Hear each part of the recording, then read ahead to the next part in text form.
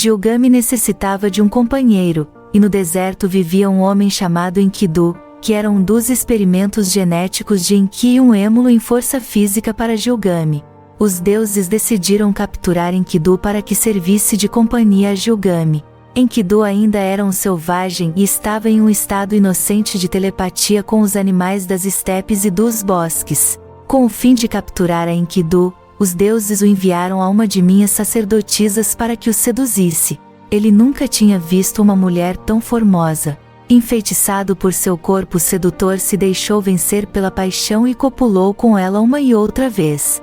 Durante 7 dias e noites Enkidu se perdeu no mar de sua beleza e em um transe de paixão elevada. Quando finalmente esteve satisfeito, foi procurar a seus animais amigos, mas eles já não o reconheciam e, quando tratou de aproximar-se, eles fugiram no meio do temor. Enkidu tinha mudado para sempre.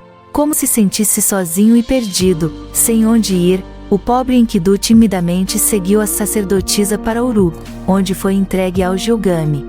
Começaram sua amizade com uma luta, examinando o alcance da força de cada um. Quando Enkidu provou que era um émulo para o Gilgame, os dois se uniram fraternalmente. Gilgame compartilhou seu temor à morte com seu novo amigo. A compaixão de si mesmo que expressou Gilgame levou Enkidu às lágrimas e lhe falou sobre um lugar que ele tinha encontrado com as gazelas na Terra dos Cedros, a morada secreta dos deuses. Ali Gilgame poderia exigir a imortalidade. Enlil tinha criado um horrível monstro chamado Umbaba para que vigiasse seu domínio, a Terra dos Cedros. Enkidu disse a Gilgame que para conseguir entrar na morada teriam que lutar com Umbaba. Emocionados pelas expectativas de um novo desafio, os dois partiram muito animados. A morada dos deuses existe em uma dimensão diferente à da Terra, mas se pode entrar através de um portal do tempo que está situado na Terra dos Cedros. A Terra vibra a uma frequência diferente de Nibiru e nós podemos entrar na vibração da Terra unicamente através de ditos portais, posto que são as portas para viajar entre dimensões. Umbaba era um monstro holográfico que escondia uma arma mortal que protegia esta entrada. Nós, como pleiadenses, devemos retornar com regularidade à nossa própria frequência de tempo, de outro modo envelhecemos à mesma velocidade com a que o fazem os humanos. Como um ano em Nibiru equivale a 3.600 na Terra, para vocês somos imortais. Do céu Utu e eu observamos como Gilgame e Enkidu se aproximavam do portal do tempo e começavam a atacar a Umbaba. Impressionou-nos tanto sua coragem que decidimos acabar com o holograma e lhes fizemos pensar que tinham decapitado ao monstro. Logo os enviaríamos de retorno a Uruk como se não tivesse passado nada. Pensando que o monstro estava morto, Gilgame e Enkidu jaziam extenuados ao lado de uma corrente. Gilgame estava muito suarento da batalha e tirou a roupa para banhar-se. Vá! Era tão formoso, tinha uma larga cabeleira negra e um corpo tão escultural, irradiava tanta virilidade, que me invadiu o desejo. Queria estar com ele. Da minha nave que flutuava sobre ele, gritei: ó, Gilgame! Desejo sentir seus fortes braços ao redor de minha magra cintura e me deleitar nos gozos prazenteiros de sua virilidade.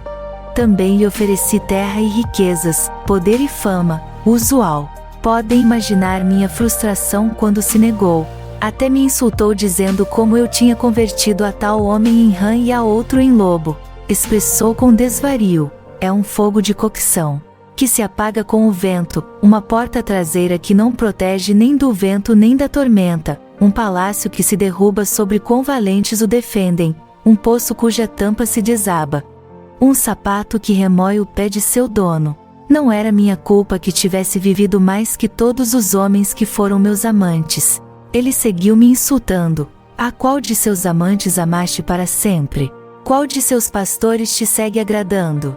Vamos, deixa que mencione a todos seus amantes. Ninguém se tinha atrevido nunca a me falar de uma maneira tão repugnante e o inferno não conhece fúria como a de uma mulher desprezada. Eu não ia tolerar isto nem sequer de um homem que fora 2/3 Deus. Fui diretamente falar com Anu e comecei a me queixar. Felizmente Antu estava ali. Anu tratou de me acalmar, mas também assinalou que o que Gilgame havia dito era parcialmente certo. Bom, Possivelmente tinha perdido rapidamente interesse em alguns de meus amantes, mas não recordo ter convertido a nenhum em Ram. Além disso, eu sou Inanna, rainha do céu, amada de Anu, e ninguém me fala dessa maneira. Melosa e lentamente roguei a Anu que me desse uma arma para surrar a Gilgame, uma arma grande de radiação. Disse-lhe que se não me entregasse isso, desataria toda a classe de terrores astrais das outras dimensões. Anu sabia que eu só tratava de persuadi-lo para que me aplacasse e me deu o que queria. Anu me recordou que o uso de uma arma tão letal envenenaria as colheitas. Ele se perguntava se eu tinha suficiente grão em reserva para meu povo.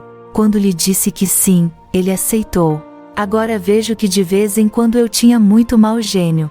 Desta vez meu irmão Utu estava totalmente contra meu plano. Ele queria muito a Gilgame posto que era de seu sangue e fez acertos para que não funcionasse a arma. Isto deve ter agradado muito a Anu. Fiquei furiosa porque meus planos de vingança malograram e apresentei uma queixa formal.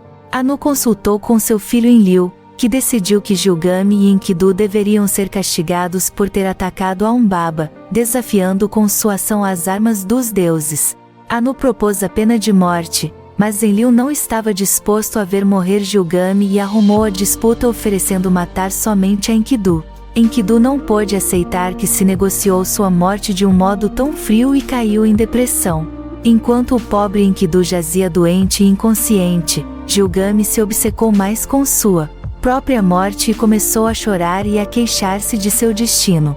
Com muita dificuldade se dava conta de que seu amigo estava doente. Este egoísmo completamente narcisista me convenceu de que Gilgame realmente era um dos nossos, um verdadeiro filho da família de Anu. Os deuses, em meio à sua compaixão, tiveram misericórdia de Enkidu e comutaram a pena de morte. Enviaram-no a trabalhar o resto de sua vida como escravo nas minas, um destino do qual não havia volta. Nenhum Lulu retornava do mundo subterrâneo do Erequigal, ditoso Enkidu. Quanto ao Gilgame, seu desespero cada vez maior o obrigou a pressionar a seu avô Utu para que lhe ajudasse. Decidiu procurar a imortalidade dos deuses com mais afinco, algo que muitos humanos também desejaram. 12. Utu e os túneis das serpentes.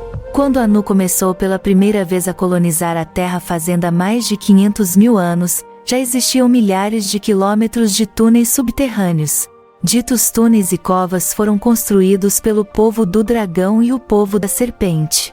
Nesses primeiros dias, Anu lutou, não somente pela terra, mas também por estes túneis, já que são de valor estratégico crucial porque eles guardam os portais de tempo. O tratado que solucionou a guerra entre os Enkitas e os Enlilitas concedeu a meu pai Nanar toda a península do Sinai. Aqui se encontrava o centro de controle da missão, o porto espacial e a entrada aos túneis. A meu irmão gêmeo Utu deram o controle destes serviços por ser filho de Nanar. Utu é uma pessoa muito dedicada ao dever e nosso avô Enlil lhe tinha toda a confiança. Utu e eu sempre nos quisemos muito e, como somos gêmeos, estamos telepaticamente unidos, mas Utu tem o mesmo caráter de minha mãe Ningal. Ele tem uma inteligência silenciosa, uma têmpera de dignidade e humildade. Eu sou como meu pai, aventureira e apaixonada. Com seu olhar misterioso e penetrante meu pai podia cativar a qualquer um. Como já o disse antes, Utu amava muito a Gilgame e verdadeiramente queria lhe ajudar. Depois que levaram Enkidu a trabalhar nas minas pelo resto de seus dias, Utu foi visitar Gilgame. Bom, imediatamente Gilgame lhe rogou que lhe concedesse a imortalidade dos deuses. Utu lhe sugeriu que se ele podia de algum modo provar seu merecimento diante dos outros deuses, pelo menos eles lhe poderiam conceder uma vida mais larga. Além de que, Enlil tinha concedido a imortalidade a Noé. Então Utu lhe transmitiu visões do Tilmun, a terra dos viventes. Isso se fez nos sonhos de Gilgame para não despertar a ira dos outros deuses. Tilmun é a terra dos viventes porque está por fora do tempo terrestre e em uma dimensão diferente à da Terra. Como já o mencionei, nós devemos abandonar a frequência da Terra a intervalos regulares. Se não o fizéssemos, nossos corpos eventualmente se ligariam à Terra e envelheceríamos como os humanos. Todos nós viajávamos regularmente ao Tilmun e lá tínhamos formosas casas. Para chegar ao Tilmon tem que viajar pelos túneis das serpentes. Os túneis em si mesmos são maravilhosos.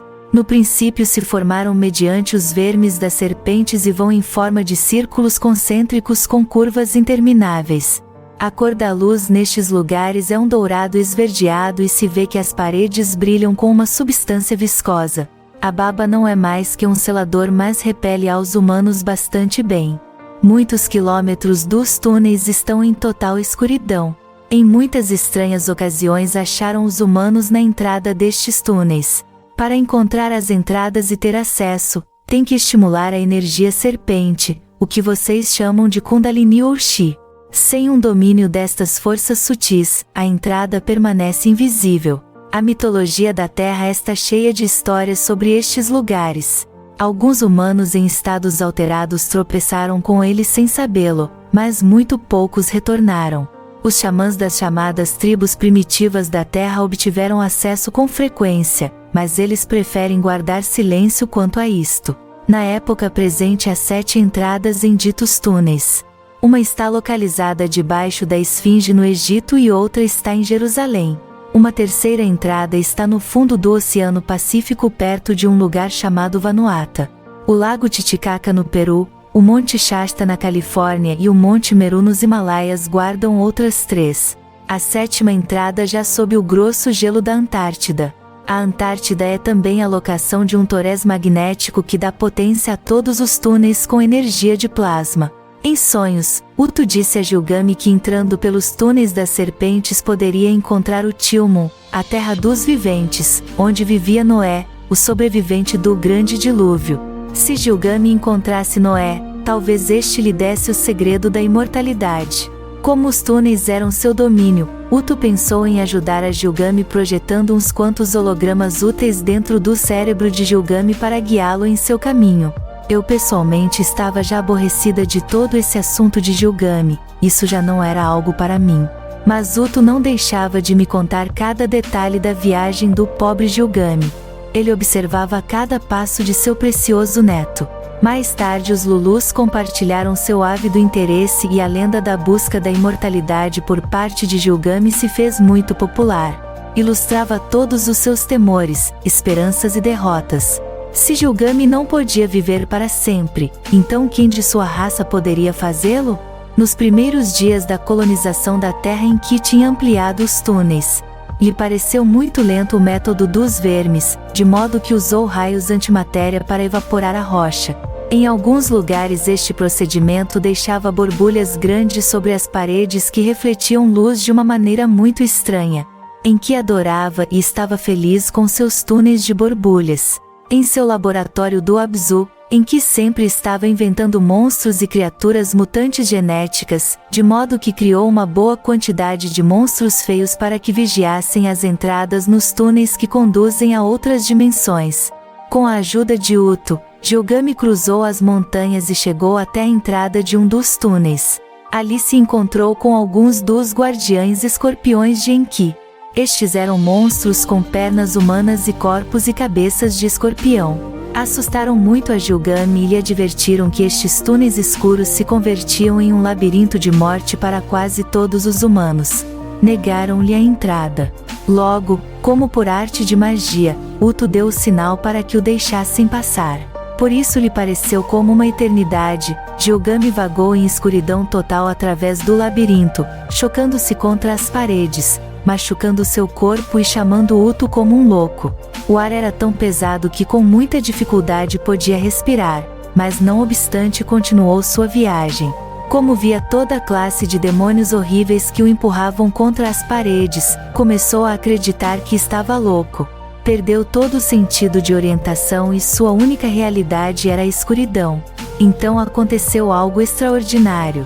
Gilgame começou a ver em meio da escuridão, mas não em sua forma normal, mas sim com o olho de um deus. Os genes que tinha herdado de Utu começaram a ativar os cones de seus olhos.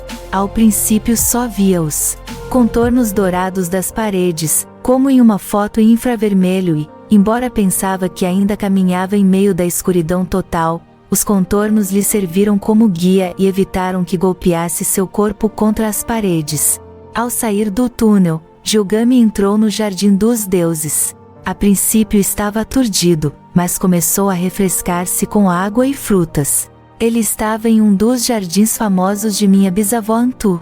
Ela os construiu não somente em Nibiru, mas também em qualquer lugar onde Anu permitia. Há muitas lendas que falam sobre estes jardins porque, além de frutas e flores reais, sempre há uma seção composta de ouro e pedras preciosas. Imaginem trepadeiras de uvas forjadas em ouro e prata com uvas de ametista e peridóto. Abundavam fileiras de trigo dourado e milho e, entre uma pletora de perfeições artísticas, as rosas eram o mais maravilhoso. Antu tinha convertido esta forma artística em uma paixão pleiadense e as mulheres nobres competiam entre si em justas centenárias projetando hologramas de seus jardins através das galáxias. Gilgame, já ensanguentado e sujo de sua dura prova no túnel, estava devidamente aniquilado. Utu lhe sugeriu que se banhasse na piscina do jardim e logo dirigiu a uma mulher coberta com um véu que estava sentada ao bordo do mar e que se chamava Siduri. Ela era da raça dos dragões e servia vinho aos deuses antes de que cruzem o mar para chegar a seus lares. Gilgame lhe perguntou como podia encontrar a Noé. Siduri lhe explicou que nenhum homem podia cruzar esse oceano. Para os Lulus esse mar era conhecido como as Águas da Morte. Gilgame contou a Siduri toda a sua história e lhe informou que era 2/3 Deus, enquanto Utu flutuava no ar por cima deles. Ao ver Utu, Siduri chamou o barqueiro para que levasse Gilgame à morada de Noé. O velho Noé reviveu as memórias do grande dilúvio para seu hóspede, enfatizando o fato de que foram os deuses os que tinham decidido destruir aos Lulus. Como tinha aprendido muito a respeito dos deuses durante os séculos, Noé sabia que nós não somos de confiança e disse a Gilgame que renunciasse à sua busca pela imortalidade. Mas Gilgame não se deixou convencer. Assim Noé lhe sugeriu entrar em um teste de integridade para provar sua dignidade aos deuses. Possivelmente se Gilgame pudesse permanecer acordado e atento durante uma semana impressionaria aos deuses e lhe poderiam conceder sua petição.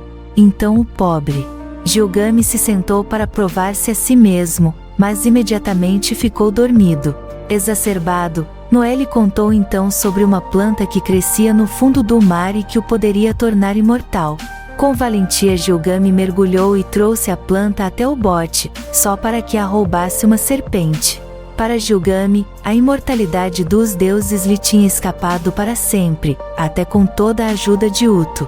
Utu estava triste, mas não havia nada mais que meu irmão pudesse fazer por Gilgame. Essa era a lei. Os Lulus devem permanecer em um estado de inconsciência, uma espécie de sonho. Manipulações genéticas lhes tinham arrebatado sua divindade fazia muitos milênios. Nem sequer o amor que Utu sentia pelo Gilgame pôde trocar isto. Gilgame retornou a Uruk, onde reinou até sua morte e onde era conhecido como o que tinha visto os túneis. 13. Sargão, o Grande. Sargão foi o amor de minha vida na terra. Juntos fizemos amor apaixonadamente, tivemos formosos bebês e fundamos reinos grandiosos. Vi-o pela primeira vez em meu templo. Ele era o copeiro de Urzababa, rei da cidade de Ki.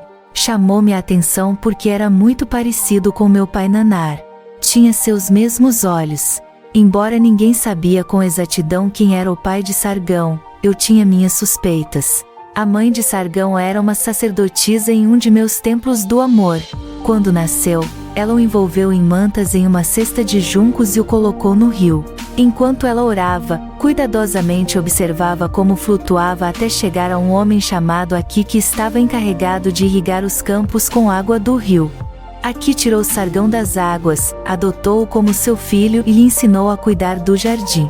À medida que crescia, suas qualidades inatas de liderança o levaram até a corte de Ki. Mas foi sua beleza e seu humor o que me induziu a amá-lo. Era alto e forte, de maçãs do rosto altos e finas maneiras.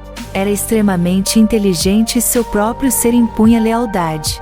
Senti-me atraída do primeiro momento em que o vi e, para minha sorte, ele sentiu o mesmo. Foi como uma supervoltagem em nossos corpos. Não me tinha medo nem era tímido. Ele sabia o que eu queria e tomou-me como a um deus. Nossa cópula foi divina. Ao princípio permanecemos em um estado de êxtase durante mais de 2 semanas. Asseguramos as portas douradas de meus aposentos com a poderosa espada de Sargão e unicamente deixávamos que de vez em quando os serventes nos trouxessem vinho e comida. Não necessitávamos de comida, vivíamos do néctar de nosso amor e paixão. Nosso único desejo era jazer entrelaçados nos braços do outro e passar horas simplesmente tocando e explorando com nossos lábios e pontas dos dedos o recém-achado território de nossos corpos. Nossos olhos desejosos procuravam profundamente nos do outro como se já tivéssemos estado juntos antes e de algum modo nos tivéssemos separado. À medida que nos perdíamos na união, fortalecíamo-nos e nos convertíamos em um. Às vezes, nas agradáveis tardes, nos banhávamos nas piscinas de meu jardim sob árvores frutíferas à luz salpicada do sol. Eu só punha minhas joias, colares de ouro, lápis-lazuli e pérolas caíam sobre meus peitos. Uma cadeia de diamantes lhe dava a volta à minha cintura e braceletes de esmeralda adornavam minhas pernas e tornozelos. Sentados sobre as águas com flores fragrantes que nos rodeavam, Sargão beijava meu corpo com ternura, acariciava meus peitos firmes e tomava o tempo para excitar a poderosa força de minha paixão até que eu brandamente lhe suplicava que me penetrasse. Sua virilidade me satisfazia à medida que ondas de prazer murmuravam por todo o meu ser. Nossos 2 corpos pareciam dissolver-se, palpitavam como uma luz branca à medida que nos convertíamos em um oceano de criação eterna. A consciência de 2 como a gente ficava no vasto silêncio da eternidade e nosso prazer se convertia em música nos reinos mais elevados. Sargão me adorava e eu o converti em meu rei. Como tudo o que tocávamos prosperava e florescia, construímos um reino novo ao que chamamos Acádia. Ali desenhamos e fundamos uma bela cidade nova, Agade. No Agade construímos um maravilhoso templo dedicado a mim chamado Umesh, que queria dizer suntuoso e rutilante, como certamente o era. Aos músicos dava instruções para que tocassem dia e noite em meu templo. Nosso povo era feliz e próspero, suas casas eram construídas com lápis e prata.